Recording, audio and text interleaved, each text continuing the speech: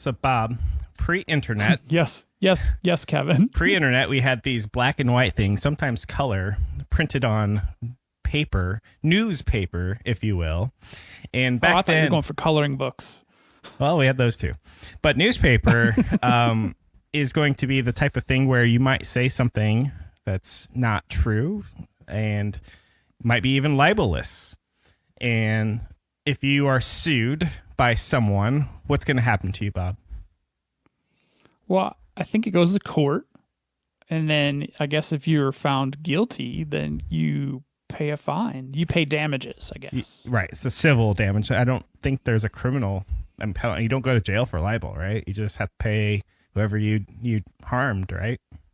God, is there criminal libel? Wait, more importantly, are there still newspapers? When's the last time you touched a newspaper? I just did. I just took it out of the mailbox as I walked up my driveway and deposited it in the recycle bin before I even hit the house. Wait, so you pay for a newspaper, yet you recycle it instantly? I do not pay for it. It's for the love of God, we've sold ads. We need eyeballs. Please take this kind of newspaper. Is it an actual newspaper? Like, is it the Columbia City Gazette or something? Yes, exactly. It's the Post and Mail. Wait, is that the name? The Post and Mail. Oh, yeah. That sounds lame. It's a small town newspaper. Anyway, Bob, so you got sued. You said some shitty things about someone in the paper. You paid your fine or your damages to the person. Can you print in that newspaper probably tomorrow? You mean like write a letter to the editor? Or okay, let's set it the table. I could probably definitely buy an ad. You could definitely buy an ad. If you worked for the paper, you might get fired. If you didn't work for the paper, you could choose a different paper to write for potentially, right? And or send a letter to the editor. Oh, so you're talking about a staff writer? It could be like anything. A staff writer libeled somebody? Yeah. Well, so there's a lot of, I guess, relationships there. But at the end of the day, if the local paper that you wrote for fired you, you could go write for another paper technically, right? Yeah, I wonder if there's a collection of incidences that would, they'd say, you seem like a liability. We probably won't let you write for us. So back in the day with newspaper, though, it's not like the Columbia City Post and Mail is like, telling everyone, hey, we fired this guy because he was libelous, because you now live in California and you applied for a job and there's no connection, right? So you can be like, yeah, whatever, I'm just going to go right over here. So there's that. But fast forward to technology today. If you say something on, say, Twitter and it's against the rules, what could Twitter do to you, Bob? Well, hang on. Let's take it a giant step back, because I don't know if newspaper is the right comparison. What if you're just saying it out in public? Like, I could totally shit talk you in public. But that's not libel. That's slander. That's the difference between libel and slander. Right. But the same thing in social media. If I shit talk you or say something that's not true about you on social media, that's libel. It's not really. Yeah, but it's not like a paper, though. It's a medium. So you could, whether it's magazine, newspaper, or written down on a poster board from Walmart, that's irrelevant. So if I slander you on Twitter, that's just another day in the village. Well, I guess what I'm arguing is you can't slander me on Twitter. You can only libel me on Twitter, because the difference between slander and libel is one is just speech and the other is written speech, and they're both derogatory and untrue. Right. Anyway, point is, I guess I could shit talk you on Twitter and nothing happens. No. Well, like, I could say awful no. things about you. I could say awful things about you on Twitter, and it's just another day on Twitter. Yeah, there's no fact checking, but I could sue you for libel, technically, and Can you? Yes, absolutely. I could just say I'm a parody account. Okay, well, you'll have to just see me in court and defend that. Well, is Devin Nunes' cow account or Devin's mom, has anything happened to them? Well, no. Let's not. I think we're conflating things here. Twitter can decide it's good or bad, so we'll set that aside. But Devin Nunes can sue the person behind the account, whether or not Twitter decides to do anything is what I'm saying. So, right, libel is not conjoined to a platform. It's just some medium of written form. If you feel libeled, you can sue somebody in civil court. So, is it written form or printed form? Gosh, now you're because there might be ways around that rule related to online digital presence because it's not printed. It's not the printed word. If only we had the technology to search such things at the tip of our fingers, Bob. So rather than me sit here and Google that, I'm going to go on a limb and just put my my opinion out there and say, the thoughts and opinions of Bob and Kevin of the Bob and Kevin Show are exclusively the thoughts of Bob and Kevin and not the thoughts of their employers. Past, present, and probably not future. If I say something untrue and it harms you, you could sue me for libel. Of course, you may lose, but you might win. Anyway, point is, there's another layer to this onion. So Twitter can decide that you dead name somebody, Bob. And what is dead naming for the casual listener? Dead naming is when you refer to somebody's post-gender... Pre-gender. Oh, sorry. Their pre-gender identification name. Like if Bruce Jenner is Caitlyn Jenner is a perfect example. Caitlyn Jenner identifies as a woman and goes by Caitlyn, and she used to be known as Bruce, but you're not supposed to use their prior names really in general, but Twitter has drawn a line there for some reason. So Twitter has its rules, and Twitter can decide to ban you for life. And I think we've talked about this ad infinitum, that it's a private company. They can do whatever they want. If you use the color blue in your profile image, they can ban you for life if that's what they want to do. They can pick an arbitrary thing. So not only are you possibly open to a libel using social media, somebody could sue you for saying something.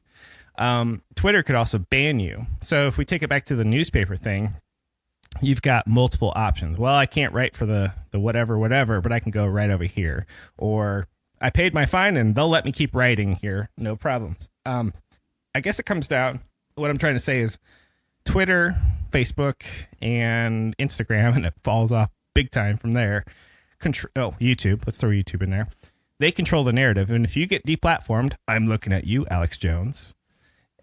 You're basically, there's only 4 newspapers out there, is what I'm saying, in the digital world. Right. But let's be careful, because Alex Jones didn't get deplatformed because he libeled or slandered anyone or whatever, the one that's the printed word. He got deplatformed because he's a dumbass.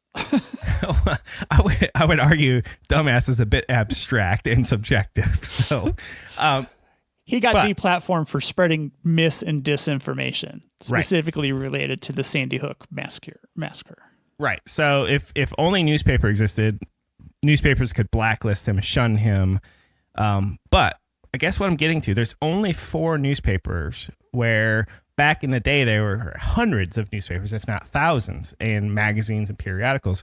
The internet pretty much killed all newspapers and all magazines for all intents and purposes. Yes, there's the local Post and Mail that shows up in my mailbox. However, would you agree that most speech in 2019 happens in digital form and on one of those 4 platforms? Yes. And also cable television. Okay. Let's go with average Joe, because cable television is a bit of an access thing. You're not just going to get on cable television. However, podcasting is something you can just do. So, yeah, I guess digital content providing, like those 4, digital newspapers, we're talking Twitter, right, Facebook, YouTube and Instagram. Is that the 4 we're deciding on? Yeah. So I'm not defending Alex Jones, but what I'm just making an observation here. Everything is kind of converged to the 4, from thousands to 4, and the 4 now hold lots and lots and lots of power, right? A deplatformed you, B did, but C and D didn't. Okay, well, at least I'm on C and D. But Alex Jones, I think he's off everything right now. And again, I'm not defending the guy, but more and more, the narrative gets funneled through these 4 things, and we don't have fact checking, we don't have libel, or apparently, because I would agree with you. When's the last time somebody sued somebody for a tweet? Because Donald J. Trump would be really busy man. That's a problem to me. Man, at least his lawyers, right? Yeah, well, I think they are anyway, but that's true. And then, we've got YouTube. We talked last episode that YouTube can basically arbitrarily say, well, that's too legally risky for us, so we're going to block your video, or in the case of us, ban us, and then eventually get back to us, because not necessarily because they were like dicks about it, but because they have millions and millions and millions of things going on, not just the Bob and Kevin show. And by the time they got back to us, it was like, we finally, this ruined us.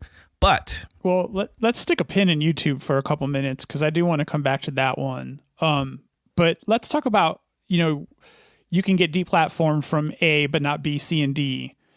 Let's talk about like the different rules between the 4 platforms, or the alleged, like the apparent personalities of each platform. Ooh, I like that. So you've got Facebook, which appears to be the more family friendly platform, yet they don't have any like hard and fast rules about, let's say, like Twitter with the dead naming. This is all stuff that was talked about in a recent JRE episode. I think it was 1386. Yes, with Matt. Yeah, and I can't tell you his last name to save my life right now. Yeah, we'll put it in the show notes. But anyway, so they were talking, and this is something that 4 different personalities, because the rule sets aren't the same. Like, I think they were talking about how on Facebook they have employed thousands of people in the past to look for nudity in images, and they've developed algorithms that detect skin tones and things like that. And one of the iconic images from the Vietnam War era of the young girl running naked got ripped off of Facebook just because this algorithm, and the algorithm didn't know.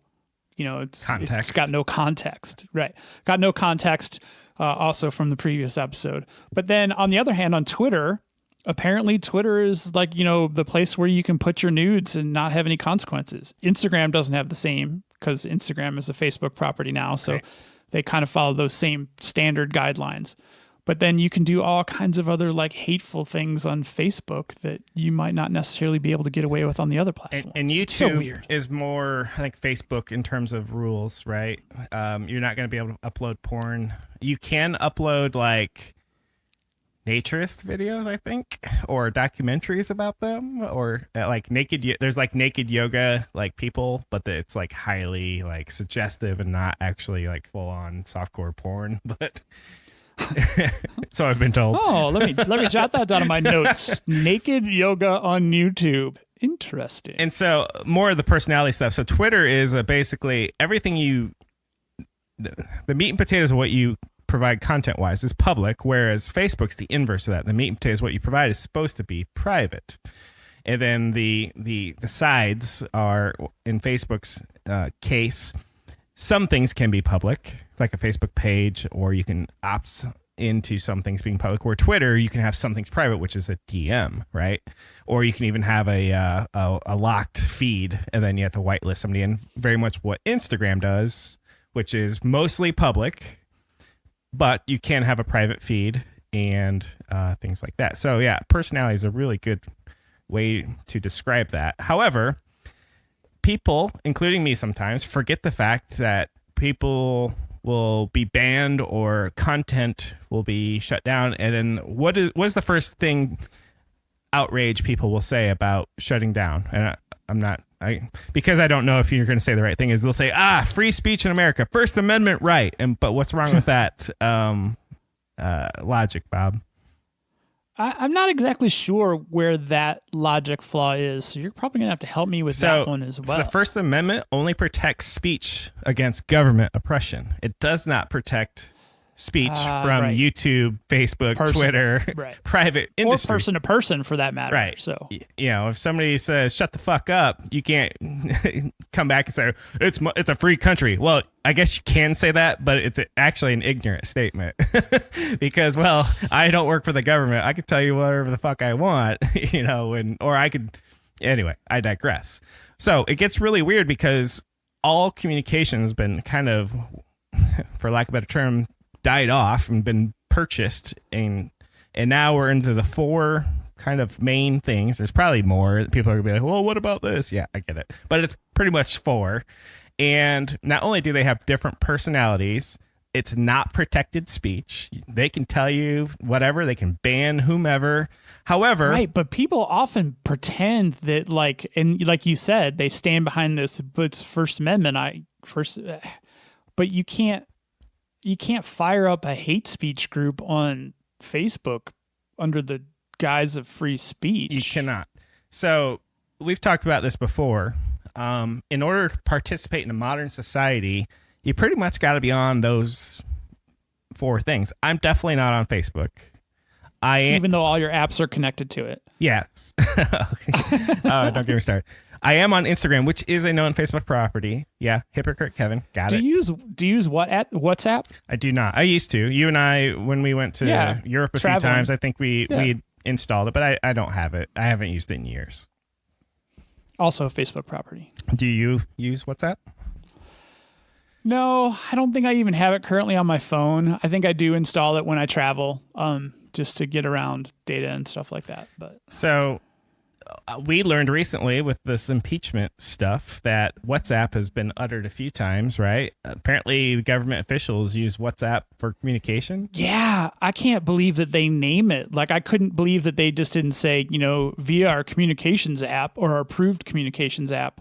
But they were naming it right out in the open. And I'm like, wow. And of course, I don't know if that's an ad for Facebook or not. So I was not a big fan of Ms. Hillary Clinton of using her own email server because, allegedly in her closet, that just doesn't feel right. And so she's using her own private account. So there's that. So you might say, well, wait a second. If you use a third party, it's okay. So WhatsApp's the third party. So if Hillary would have just used, I don't know, GoDaddy's email, would that have made it better? Of course not. Guaranteed it would not have made it better. It's the funny thing is the hypocrisy of it all is that it's the same exact thing. And I think what I'm learning is that technology in the hands of our government is a really scary concept because they don't even know what they're using and how they're using it. I mean, we have a president who uses an unsecured Android phone still. Yeah. Well, still. Yeah, and the shitty thing about president, or the great benefit of being president, no matter what you do, it's okay apparently, right? Because if so far so good. If it was classified and you talked about it in a unclassified setting, guess what just happened? It's now unclassified and you don't get in trouble for that. But if you're Joe Civilian working for the government and you do that, guess what you're looking at? You're looking at possible criminal charges right there. Yeah, treason, jail time, all the above. Yeah, paging Edward Snowden. So yeah, I found the WhatsApp thing revelation. I'm like, they're using WhatsApp. Now, to be fair, I know, being a soldier, former soldier in the military, we had deals with Microsoft. We had a contract. So if we're using, behind the scenes, we're using Windows XP. I'm showing my age here. Back in the day. And so I know there's deals where it's okay to use technology XYZ. But is WhatsApp on the approved list? I'm going to guess it is, because they're using it. The way that they're so casually dropping it, yeah, it's got to be.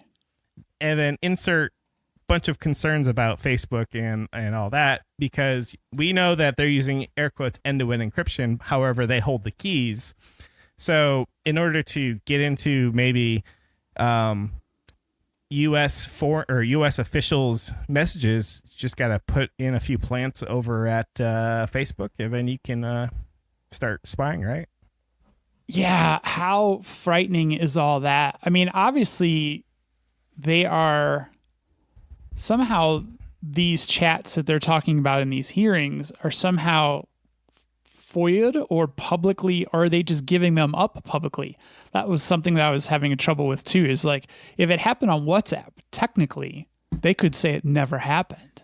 Now, Kevin, this would never happen. There's protocol in place. Bob, do you remember the recent article where apparently there's Twitter employees that got in trouble for looking for Saudi Arabian nationals who were against the crown?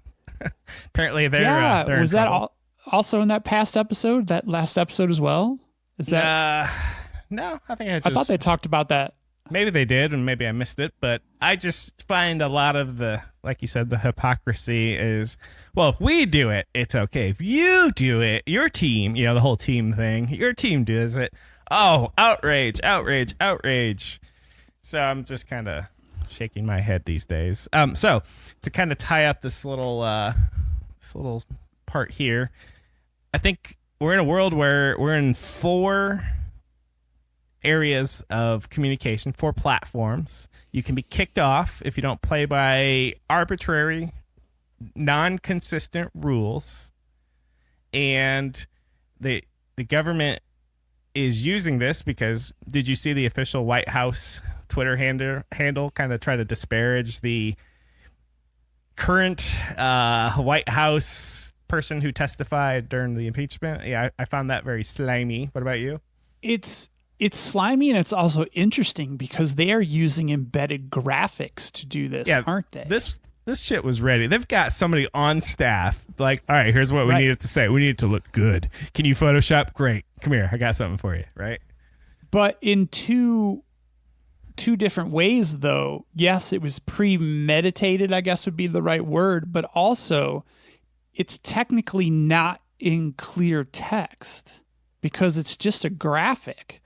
So somebody couldn't say that you put in a tweet. Like, and that's kind of where I said one of the things I wanted to talk about today was some of the Epstein memes and the whole genesis of that. I think that there's this new propaganda technology that's based on, we never printed that. We never put that in the print. And it's funny because we started with newspapers. They're putting out these graphics that have a message in them, but they're not printed words because they're just pictures. Are you saying that because it's not text, it's not easily consumed by something? I think it's not easily consumed, and I think it's not easily regulated against or challengeable, because someone could say, you and I could easily say right here on the podcast, the White House official Twitter account, put in words, blah, blah, blah, one of those graphics disparaging, lieutenant commander or lieutenant colonel in the U.S., armed services. But they just put out a picture. It wasn't actually OCR text. And it's the timing. I mean, all this is so slimy. So 2019, the year that social media was weaponized by the government. Yeah. Yeah, because another thing with the images, Joe user can easily save that image to their drive and post it on their social media without having to retweet, without having to, like any of that stuff. Oh, that's a good point, because people love to post those things. At least back when I was on Facebook, it was just like, oh man, I'm gonna have to find out what the mute button does here, how to mute this person. It is probably because you've been off for at least a year now, right? 2 years, 2017, November. It was right when we started the show, or just before we started the show.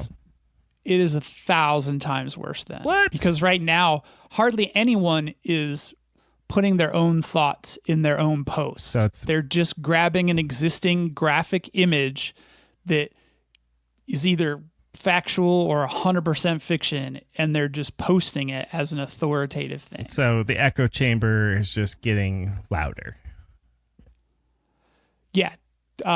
2 years ago on the previous election cycle, 4 years ago on the presidential election cycle, I did not block one person. I did not unfriend one person. This time around, it's a daily occurrence because all they're doing is posting these memes that have no factual basis whatsoever. And it's just like, you can't fix stupid. And I got better stuff to do with my time. I'm risking that on my Twitter account because I've been posting a lot of anti-Trump stuff because I don't like what's happening, obviously. And I as Joe Rogan mentioned in the episode 1386, he's like, and I'm paraphrasing, he's like, it's really weird because assholes finally got like somebody as president. He's like the asshole king, and everyone's like, hey, they got their guy. Hey, we got our guy. So I can be an asshole now in public. This is great. Yeah, look, he can do it. I can do it too. And it's like, oh my God, this is exactly what's happening.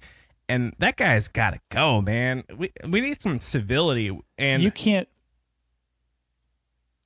imagine the balls that guy has put on other people. Like the best Viagra ever or something, because people they've got beer muscles 24/7, especially online, but even in public too. Crazy. Okay, we need to change topics. You are listening to the Bob and Kevin Show with Bob Beattybar and Kevin Giescheski. Each week we cover relevant tech and social issues related to technology.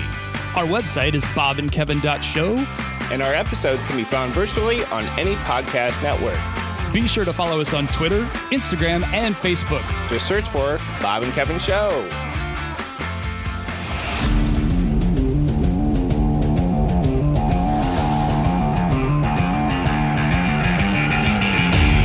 Okay, so awkward segue.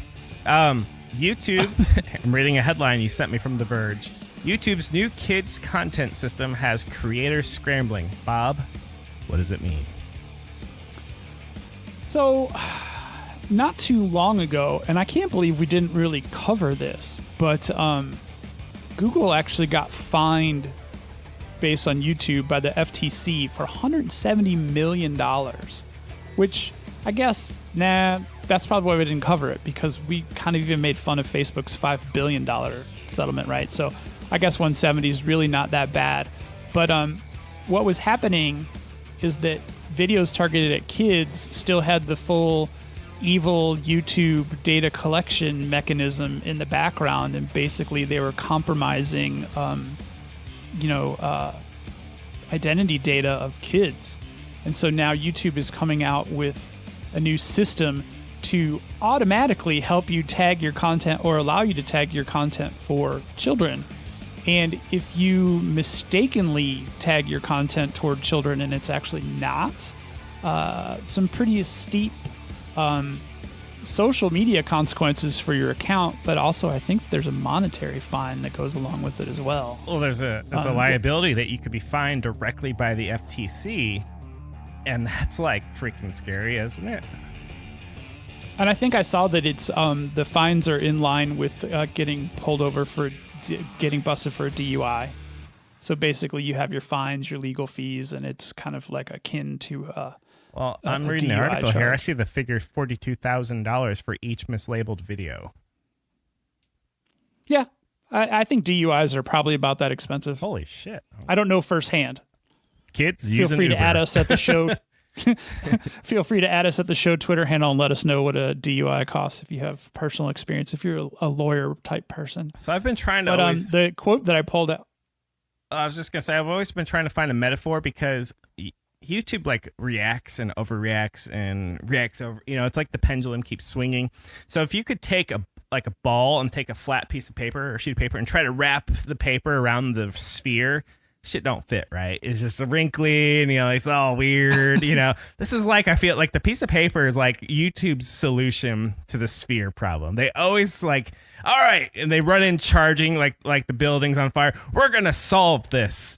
And they come out burnt or they don't come out at all, with these solutions here. So this is yet another one of those. Bob, continue. Well, that's what I think is interesting. Another difference between YouTube and Facebook, though, too. It's like Facebook, they say, they just throw like words at a problem, like, oh, we're going to be ramping up our best and brightest and, getting some algorithmic technologies to maybe someday. And as everybody drifts off to sleep, they just go, all right, that went away. And they never have to do anything. YouTube, on the other hand, like you said, they run in, guns a-blazing with their paper to try to wrap the ball.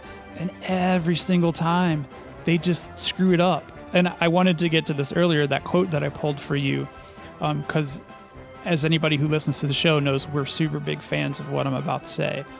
In its video yesterday, YouTube also pledged to use machine learning and flagging algorithms to locate child-directed videos that may have been mislabeled. So yeah, they're going to throw some probably biased algorithmic technology. Check out our last episode to see how we feel about that. But they said they'll be listening for feedback.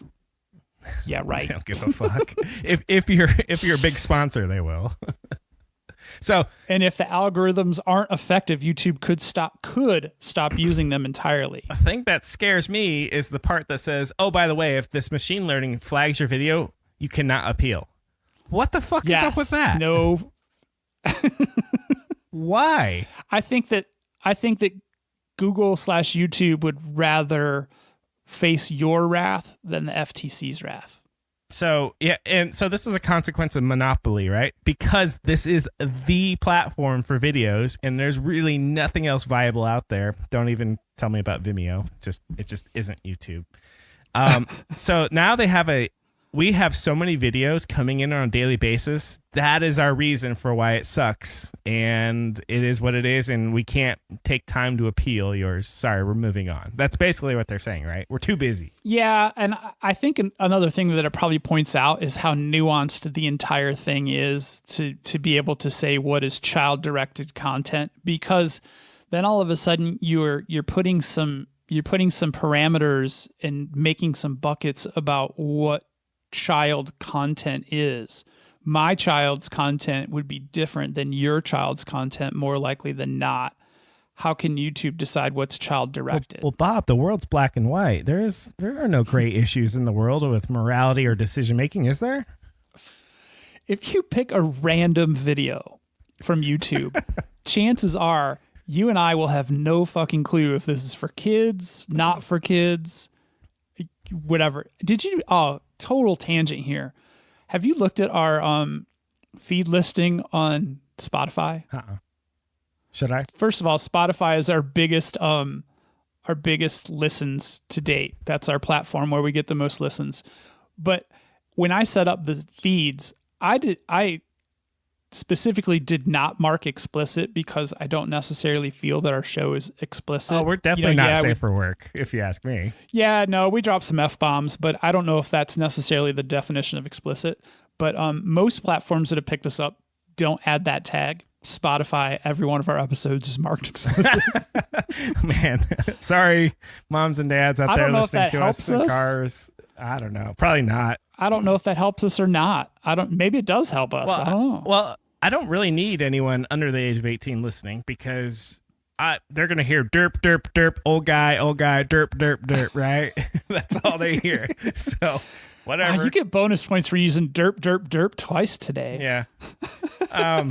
Shit, I've lost my train of thought here. So, okay. Well, I guess what I was going with that is we would never have an issue with the child-directed content, I don't think. No, I don't. I'm not sure how YouTube determines it, but I don't think we'd have trouble with it. Here's the thought. So, if the solution is throw artificial intelligence at everything, machine learning, pick neural nets, whatever, pick something fancy, sizzle word that I think they used all three in there. Whatever. What's the Achilles heel of all three of those, Bob? And this is something I want to keep persisting because it will be the hill I will die on for AI. What's the flaw in all those? Context. Thank you. Yes. Yes, you got it. Context, because without context, it's like the word resign. Are you resign? Did you resign something or did you resign? It's spelled the same way. And they always screw this up on ESPN when I listen to sports. They're like, because some guy will be reading and be like, so-and-so resigned for $1 million. No, they're like, no, he re-signed for $1 million. It's like, come on, context here. Read ahead a little bit. But would that be RE? Would that be RE hyphen? Re-signed? I don't know. But anyway, there's homonyms out there, right? There's words that sound alike but are spelled different. So that would, be fine. But there's lots of words that are spelled the same. I thought homonyms were the thing you sang in church. No, those are just hymns. So, homonyms are words that sound alike but are spelled different, I believe. Man, if I got that wrong, it's like 5th grade learning right there. Because my kids use these words, and I'm like, oh man, I haven't heard that word in forever. Anyway. Careful. We're going to get labeled as child-directed. Child content. So there is a law, and I always screw up how to say it. It's COPPA. So is it Copacabana? I don't know what I don't know how to pronounce it, but basically is the law that her name was Lola. I hope she's at least 13, because that's what the law says. You have to be at least 13 in order to collect information on a user. It's always like, what made me wonder, what's so special about 13? And why does a 13-year-old suddenly have the mental capacity to opt into data analytics? Fuck, I'm 41. I don't want any of this stuff, and I can't even opt out. So I don't even know how they make any of these decisions legally anymore. And I'm kind of glad they get fined. 170 million is not very much, but I digress.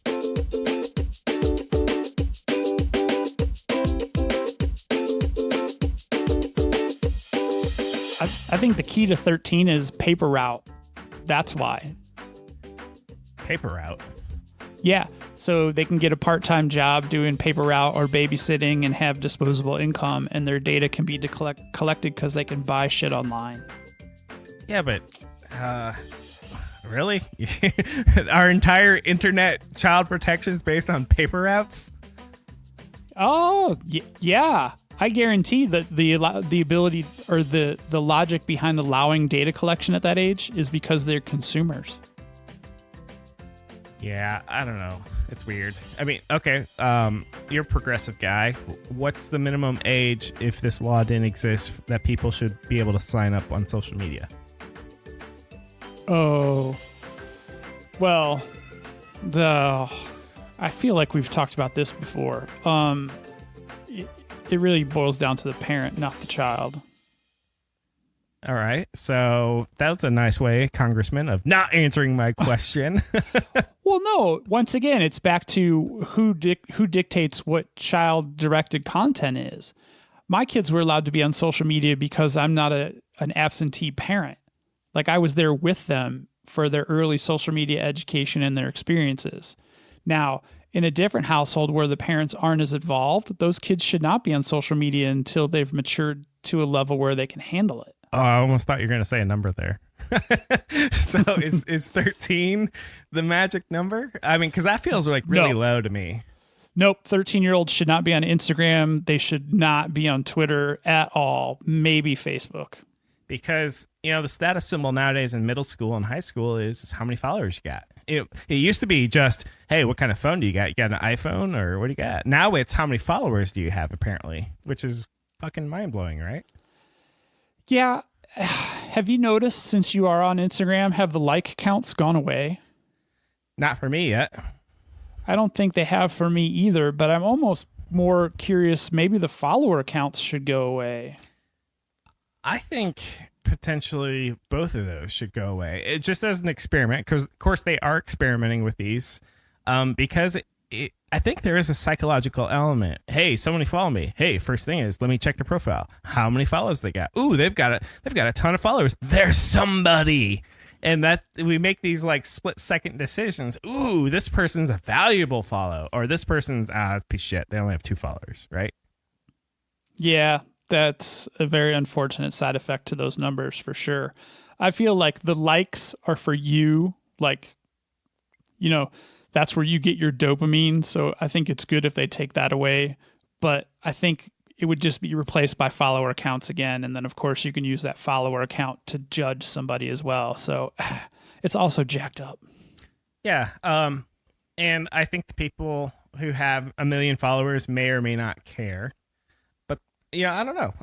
I would like to, for everyone to try it at least, like Twitter and Instagram especially. Hey, just take away the numbers for a little bit. Do like a sober November of social media. It's like we're gonna detox in November, and I guess that's part of the problem too. I don't think social media companies want to be associated with, or at least acknowledge the idea that social media is addicting.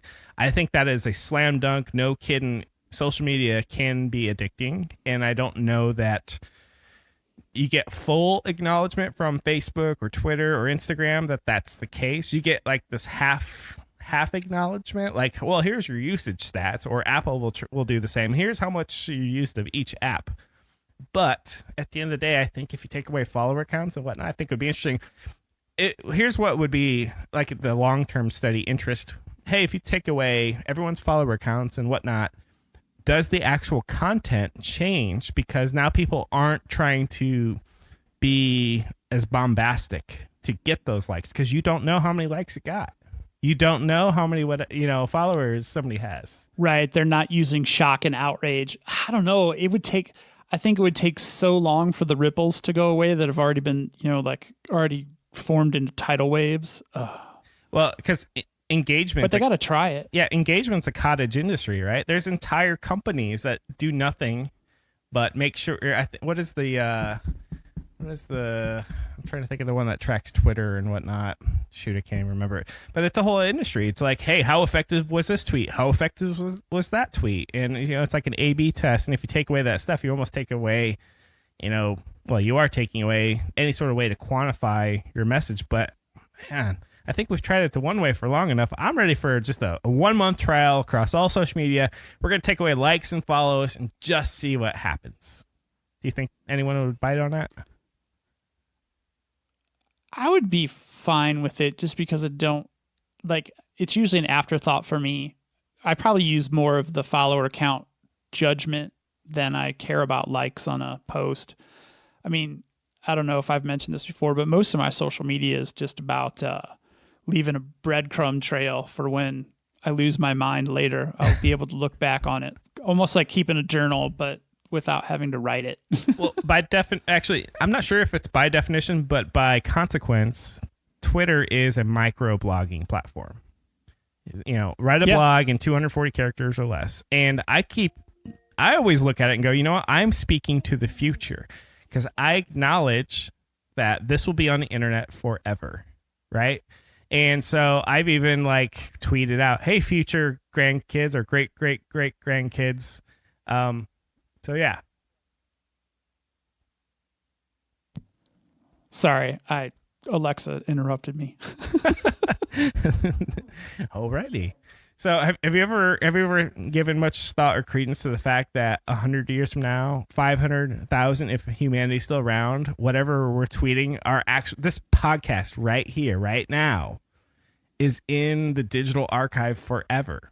We are literally speaking to the future. Hi, future people right now who might listen to this. Yeah, I was talking about this with Caroline the other night. I kind of told her that she's actually witnessing the end times because, and it's funny because this has a tech slant to it too, because Facebook is now advertising, coming into the holiday season, they're advertising products, but they're also advertising themselves. Like, have you seen the ad that there's a Facebook group for everything? No. Facebook. Yeah, that's one of their recent ones. Wow. Well, yeah, because they have the Muppets. They actually have licensed the Muppets to be in their Facebook video conferencing app hardware commercials. And those are all over the place for the holiday season. You know the advertisements that I've seen in tech that I'm like, holy crap, why are they advertising?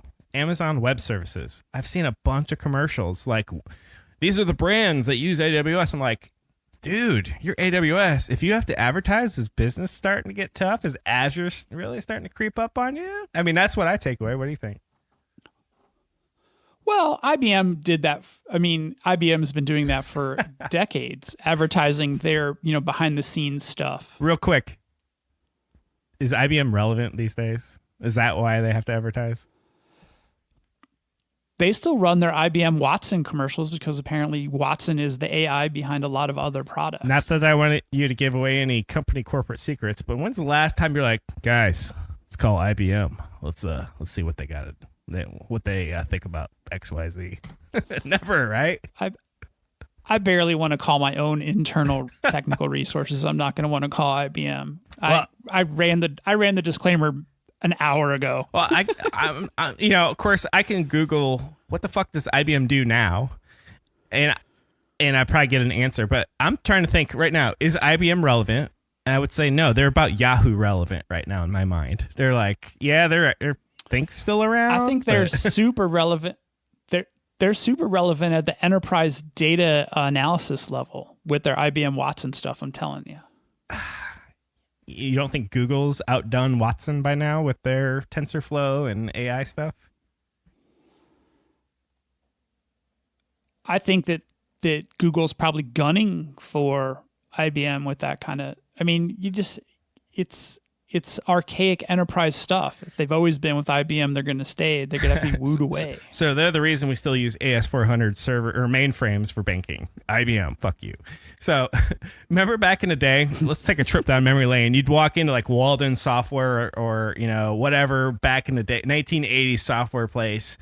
On the left, you had like 10 Mac games. Walden Books? Yeah. Well, it became Walden Software after they decided books ain't paying the bills. And I don't know if that was even national, but you walk in at the local mall, you got the Mac stuff on the left, and there's like 10 games, but on the right, you had IBM/PC compatible games, and there was just a fuck ton of them, right? When did we lose the IBM/PC, and when did it go to just PC? Do you remember? I don't recall an actual crossover, but it's when that happened is when IBM no longer became relevant, I think. I think that's just when they moved out of the consumer products division. I actually still think they make laptops, though. I think they make ThinkPads still. I like the fact that you said you think they make ThinkPads. So, A, we don't actually know. I do remember Presser a few years back. It might have been 10 years. They got out of the consumer market, right? They're just like, we just want to go where they have deep pockets. Screw these people, these little people, right? Ooh, I think IBM sold the ThinkPad to Lenovo. Okay. That sounds... Yeah, okay. I believe that. I wonder if Lenovo is owned by IBM.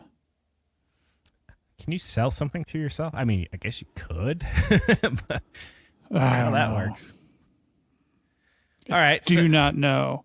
All right, well, all right, go ahead. Nope, you go first. Well, I was going to say, I really want to loop us back to these Epstein memes because I really have some theories and thoughts behind them. Bob, we don't do conspiracy theories on the show. Okay. Yes, we do. All right, go. I don't think it's necessarily a conspiracy, though. Uh-oh. All right, let's start the conversation with this. Bob, did Epstein kill himself? Yes or no, Congressman? I think... and this is where I'm going with the story. I think up until the last 4 weeks, I would have said, sure, it's highly likely that he killed himself. But I am falling under the influence of this campaign that's being run by someone somewhere, I believe. Can you say intergalactic space aliens in your Alex Jones voice? That's who's running it, Bob. Interdimensional child molesters. There you go. That's who's doing it. You're not on Facebook as much, so, and I know I share some of the funnier ones to you on Slack, but they're really funny. They're everywhere. And they're not just... You don't think it's just parody at this point? Like, hey, this is a thing, and let's just keep this funny train going, because they're fucking hilarious. But think of all the things in the past that have been like viral, but they still feel all kind of flash in the panish. And this one has like sticking power like I've never seen. You know what Rick Rolling is, right? Yeah, right.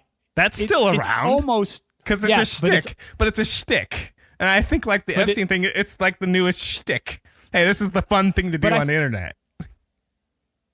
But don't you think it's a dangerous shtick? Because it plants seeds of doubt against everything, like the media, because of the proliferation of these memes. Stories have now apparently been coming out about how there was a reporter set to cover the story. Amy Roback on Good Morning America. Yeah. Yep. And she was shut down. Well, they called her off. Yes, but in 2019, aren't we super ripe for this kind of shtick? I mean, if you're going to have this shtick, now is the time to do it, right? I guess. But that guy that was covering he was live tweeting. It was a senator, right? He was live tweeting the hearings last week, and he did a series of tweets. What's his name? Do you remember? I was going to look it up. Fuck, I don't remember. All right, well, tell the listener, because I know, so please explain it. Sorry, I didn't mean to cut you off there. I'll look for it. All right, so series of tweets, and was it the first letter of each tweet or the last letter of each tweet? I believe the first letter. First letter of each tweet. When he finished the tweet stream, if you went up, it basically said Epstein didn't kill himself. Yeah, but okay, so his name was. I know that's a shtick. His name was Paul, and he's Republican. His name is Representative Paul Gosar of Arizona. In the first letter of each of his tweets, the congressman made a statement that said Epstein didn't kill himself. Of course, everyone wants to know how he did the apostrophe, because I'm not sure. But I'm sure he skipped the apostrophe, but I'm looking at him and I'm judging a book by its cover. I'm doing the cardinal sin here. I'm looking at him and going, he has no idea what Twitter is, and a staffer did it, is what I'm saying. All right, very legit. Did you see his follow-up to it once somebody... Because, of course, like, why would you even figure this out? But once somebody figured it out, his response tweets spelled out Area 51. I did not see it, and I'm reading it right now. So all the tweets pertain to today's hearing. Rest assured, they are substantive. Every one of them, all of them, 5 are brilliant. 1 was okay, and it spells Area 51 on the left. What the fuck? So... Well, at least he did that all in one tweet, though, for that one. So, I don't know. So, if Bob, ask me if Epstein killed himself. Kevin, I'm just curious. After you've seen all this stuff, even maybe after, so how do you feel? Did Epstein kill himself or not? Well, thank you, Bob. I've thought long and hard, and you know what? I've come to the conclusion that I have no fucking idea. There. That's my answer. And I made you pick yes or no, but I'm going with I have no fucking idea. So. Have you seen where people are being interviewed on the news and they're like answering legit questions about their company or something, and then they end it by saying Epstein didn't kill himself? See, that's fucking hilarious. Everywhere. That's awesome. My favorite one is the werewolf one. Werewolf. A werewolf. Epstein didn't kill himself. I'm like, yes, that is awesome. But see, Joe Rogan puts him on his Instagram, so I see some there all the time. And in episode 1386, he's like totally buying into it with the journalist that, Epstein didn't kill himself. Now, if we were to dive in, and now we're kind of outside the realm of tech, but since we talked a little tech, this is all good, right? It's all fair. It's within the rules. Well, no, tech is what's driving this conspiracy. Well, I'm just saying, Epstein was basically, see, if you have a bunch of prostitutes, you're a madame, right? If you're female, what are you, a pimp then? I guess if you're providing women, I don't know. I'm not in this world. Yeah, I think that sounds about right. Okay, so he's pimping underage girls to high-end, high-paying celebrities. There's a lot of risk here, right? So I could totally see how this could end up. We just need to shut the man up. He's incarcerated. Well, especially since the speculation is it's a giant blackmail ring is what it is. Yeah. That's why he peddled underage women. But then I look at Trump, and clearly the man is deranged, guilty of something, and he's got no shortage of people throwing themselves in front of the bus, to protect the man. You tell me Epstein doesn't have that same ability, or didn't have that same ability, where it's like, no, all we gotta do is deny it, guys. All we gotta do is deny it. That's all we gotta do. We're rich. That's all we gotta do. Hey, pay off who you need to pay off. We're rich. We got this, right? You're asking me if I think Epstein had that level of... Yeah. Like, nope. Why? Because what happened is he was above too many people with too much power. Like he wasn't able to exude power over them because there were so many of them in high power. Like Prince Andrew, in the grand scheme of, right? Yeah, in the grand scheme of things, he probably ran the scheme too hard. Like you can't be blackmailing everyone. But was he actually blackmailing anyone? I think the threat was that he could. Okay. And that was the problem. he has the ability to make this difficult for me. Therefore, I just got to fix the glitch, air quotes, right? And then make him go away. Yeah.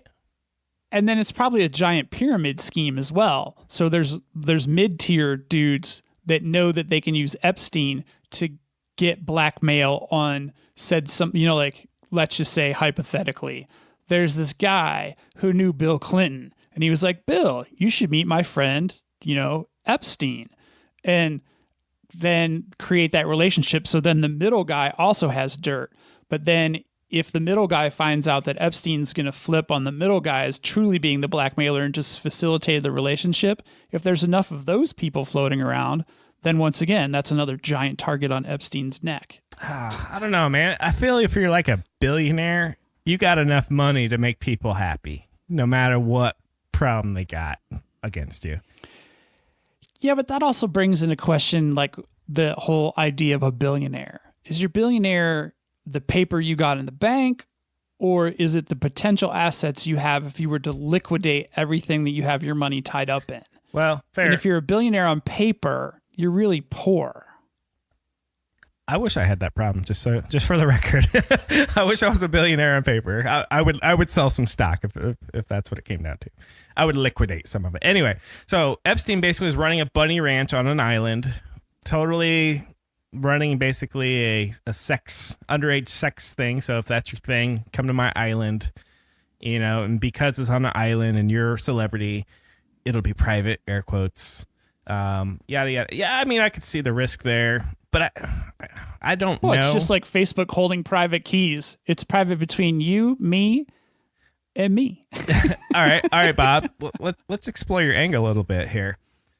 So, what evidence do you need to see to prove that it was murder? I mean, and to restate some facts, there's 2 prison guards that altered prison logs. I need evidence to prove that it was suicide. I need nothing right now to prove it was murder. Ow. Okay. So, is there any evidence that would exist at this point that would say, oh, well, it is suicide?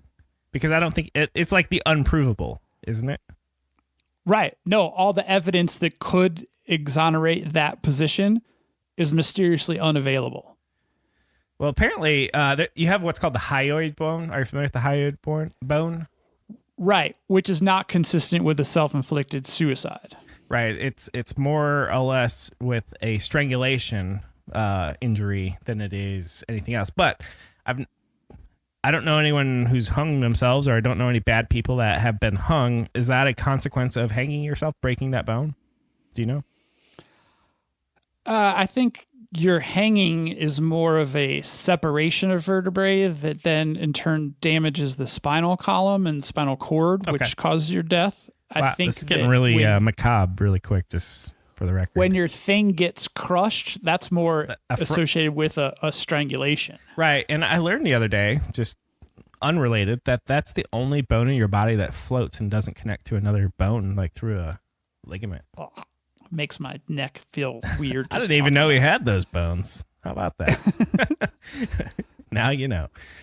Okay. So the memes, what else? So the memes freak me out that they're so prolific right now. And I blame social media and technology for convincing me that this guy probably didn't kill himself. So what you're saying is if I closely follow the Bob and Show Kevin social media, I may see some Epstein didn't kill himself posts by Bob once in a while? I don't know if I would pollute the show social media with that. I guess you don't fully believe then. Well, I think it's up to each individual person to decide, but I'm not going to contribute to potentially putting out a false narrative. Can you like half believe in a conspiracy theory? Like you have the globe earthers and you have the flat earthers. Can you have like the wavy earthers? I mean, what's the in between? Is that a thing? The donut earthers. Yeah. It's kind of round, but not like that round, but this round. I'm just curious. The thing with conspiracy theories is they proliferate when you can't readily prove the opposite. And so this is totally ripe because you can't right now you can't prove it is a suicide. You can't prove that we aren't on a flat thing unless you do a bunch of math or leave the Earth and look and go, yeah, look, it's a ball. Yep, that was right. I mean, it's so they don't trust the imagery from satellites, I'm guessing. I tweeted the other day, what the fuck does a flat earther think of SpaceX launching the Starlink? By the way, that's a foreshadow of a future episode, Starlink. What do they think is going on? Do they think that is all faked? Do they think that somebody's like, yeah, man, look into it because, we got some, you've seen like all the Marvel movies. That's a lot of special effects. So that's all they got to do these days, man. Is just use some special effects. And it's, you're part of the problem, man. You don't believe billions. Yeah. Right. We're spending billions of dollars to figure out how to make satellites orbit this globe. Yeah. Because it's all a sham. So if there's this big global conspiracy, first off, we can't even agree on units of measurement between countries. We're in meters, imperial units. So first off, we got that. So we can't even agree on that level. So somehow, some way, we're all agreeing that there's the Earth is round, but it's not really. Wink, wink. Where's the money in it? Where's the money in pushing that? If it's flat, then you go, yeah, it's flat. And here, let's build based on this. I'm getting upset here. Serenity now. Happy place. Happy place. Anyway. Once again, I blame social media for the perpetuation. Yeah. For the perpetuation of this false narrative. If it weren't for social media and technology, flat earthers wouldn't exist. CNN ran a story recently that flat earthers are growing and growing and growing. And to the point now where they're starting to splinter into different chapters. It's like a goddamn religion at this point. It's like, we have the Protestants flat earthers, we have the Catholic flat earthers. It's like, right. What? The ice wallers and the non-ice wallers. That's ridiculous. There's no ice wall at the end. You just fall off. So in order to piss off everyone equally, so we got religion, and they can't even agree because Christianity's got so many different sub-churches just in the Protestant fork that, it's the old, what? Because hell is apparently big enough for all the people who don't believe to go or don't believe what I believe, but heaven's just tiny enough for my group of people. Yeah, exactly. It's the old, I believe this part of the holy book, but not that part. Well, why? Well, because it fits my narrative. So we kind of take that same thing and do it with politics, and we do it with conspiracy theories. Well, I want to believe this. Oh, okay. Go right ahead, but I don't have to believe that, if I don't want to, right? So conspiracy theories, Epstein, to tie it all back. Yeah, I'm open to the idea, but just like JFK, for years I'm like, oh yeah, there's multiple gunmen, but I've seen enough documentaries, and they both are like, we figured it out, and they're still like opposite conclusions. But so which one do you pick? Well, I picked the one I think is most, I feel is most rational, but that's what everyone else is doing. Well, I think Epstein killed himself because that's rational. I think he was murdered because that's rational. Well, what is truth anymore? Well, it's whatever you want it to be. Right.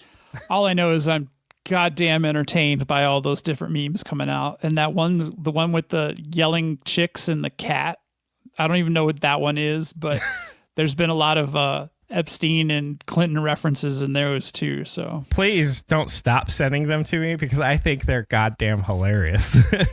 But I look at them I just look at them and go, and that's funny. But I'm assuming you look at them and go, see, somebody else thinks this, right?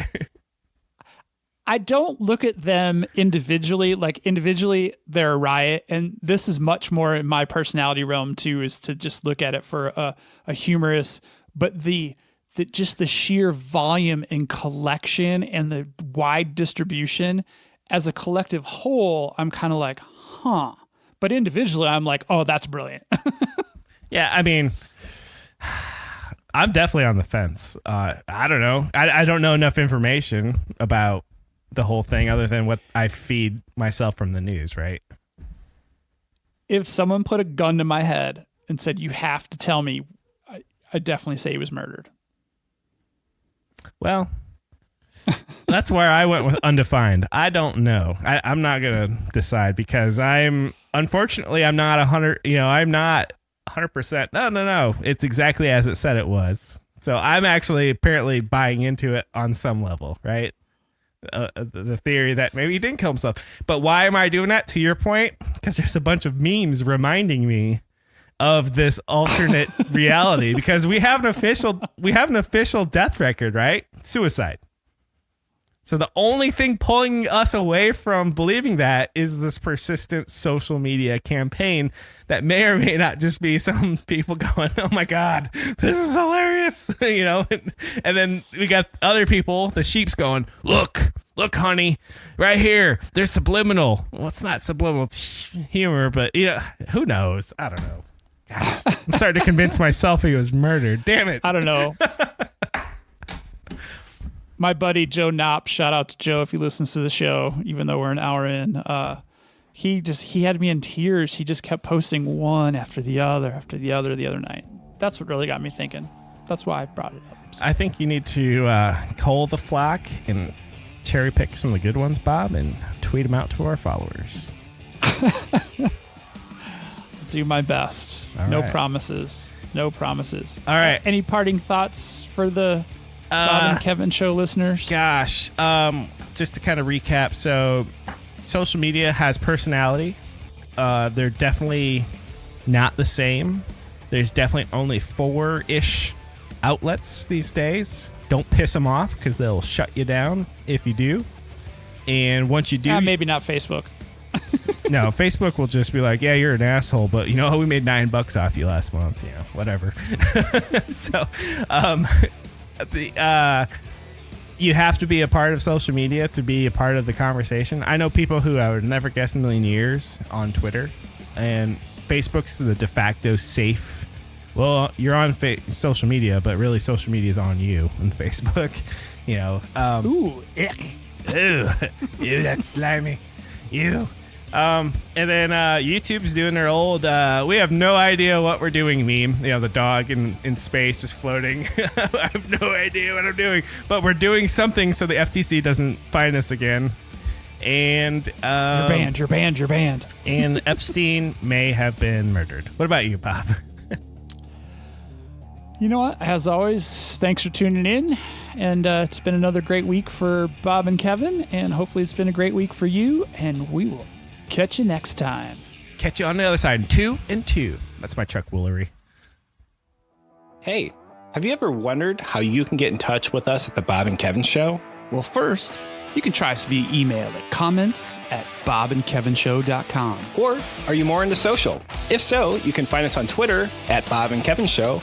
Or on Instagram as Bob Kevin Show. That's Bob, the letter N, Kevin Show. And if you're still on Facebook, you can even find us at facebook.com/Bob and Kevin Show. And for the serious business fans, you can even find us on LinkedIn at linkedin.com/company/the-Bob-Kevin-Show. How's that for a handle? Let's connect.